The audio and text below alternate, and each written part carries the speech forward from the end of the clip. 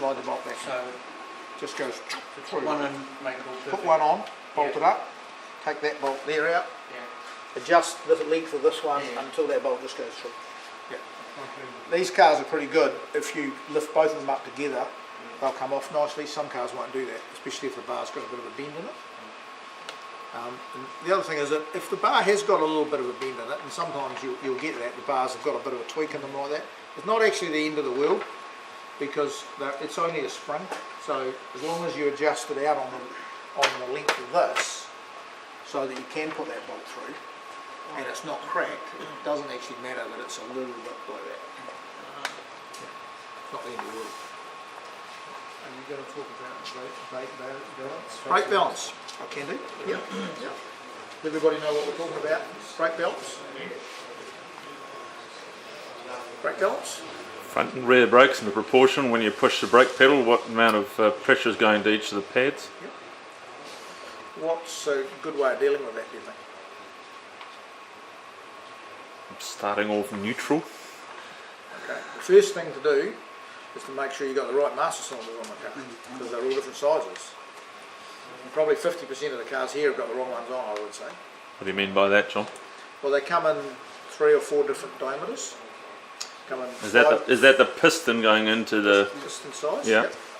They come in 5/8, 11/16, 3/4, 13/16, 7/8,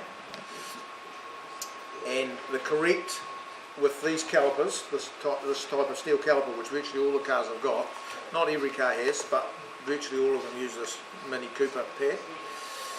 The correct master cylinder size is 5/8 on the front, 11/16 on the rear, 0.7, and 3/4 in the clutch. And if anybody says anything different, don't listen to them. And then all you need to do, once that's set, is the balance bar, which is connected in the pedal here.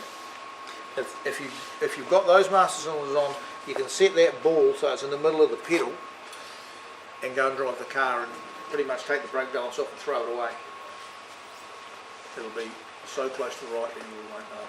Except for the wet. Pardon? Except for the wet. Except for the wet. Yeah. and you're putting more on the front in the wet, Nope. more on the rear in the 2 back. or 3 full turns of the brake balance to the rear. Yeah. But remember to put it back. What the best thing to do is to have a measurement from the end of the balance bar to there. We'll count the threads from there to there. I mean, you're not allowed to use brake pressure sensors or any of that stuff anymore, so and that's a good thing. The balance bar, if it's in the middle of that pedal and you've got those master cylinder sizes and those calipers on, it will be correct. You had, I'm a member at Highlands, and we had Shane Van Gisbergen come and talk to us the other day, and every single corner he's changing his brake balance. Oh, he probably is, yeah. And it's just like, and his anti-roll bar as well, and the setup laps. It's like, geez, you just get confused doing that shit. Yeah, but I mean, but he's doing, you know, he's A doing, billion laps. doing 4,000 miles a month, you know, and he can do that, but we can't.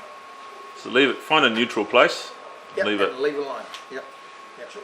John, one other time you went through doing that with a torque wrench on the wheel centre nuts. Can you do that again? I found that very good actually. Yep. Okay. Well, that is a way of doing it. To qualify that a little bit, there's some things you have to make sure are correct first. First thing is you need to put a set of pads in the car.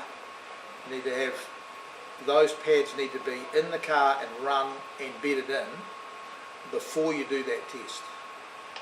Because otherwise you're dealing with a changing platform. You might have some pads in the back that haven't bedded in, and you've got pads that are bedded in the front. So then it's going to change as they bed in. And as a general rule, if you put a set of new discs on the car completely, it'll take 30 laps for the front ones to come in and 100 for the rears to come in, the discs and the pads. So it's not something that you can do at a heartbeat. I mean, if you're in the middle of the race meeting and you're confused about your brake balance and you want to check it, chances are everything's bedded in by then and that'll work fine. But if you put a new set of discs on and a new set of pads and try and do the brake balance with the torque wrench, it doesn't work. to be very careful with that. That's something, that's where you're better to go back to basics and set it, and then go and drive the car and let it bed itself in, because it will come right. The way you do that, so just to run over it, is you put a G-clamp on the brake pedal, you just put a little bit of pressure on the brake pedal, and you get a big torque wrench. And not all the cars have got a big nut in here anyway, so these ones don't, so it is a little harder. But essentially you put a 1/2 inch torque wrench on there and you'd have 80 pounds set on the torque wrench, sorry, 100 pounds set on the torque wrench, and you would just adjust the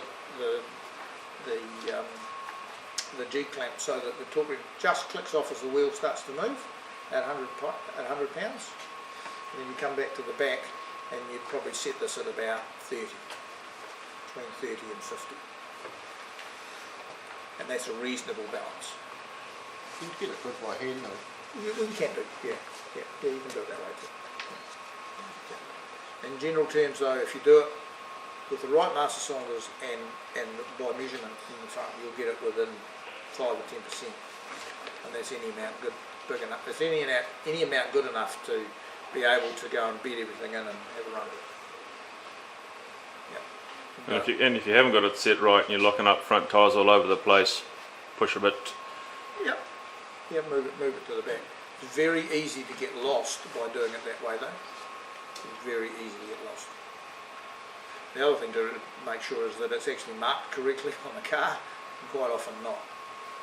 What's front and what's rear. Yeah. So, just to be sure, where the ball is on the balance bar, the closer it is to the front master cylinder, the more brake you'll have on the front, and the less you'll have on the rear. So the distance is what gives you the change. So the closer it is to the front one, you'll get more and more and more, and less on the rear, and vice versa. Good way of understanding. Okay. Anything else? Before we go upstairs? Still on the flight with the computer? Okay. Cool.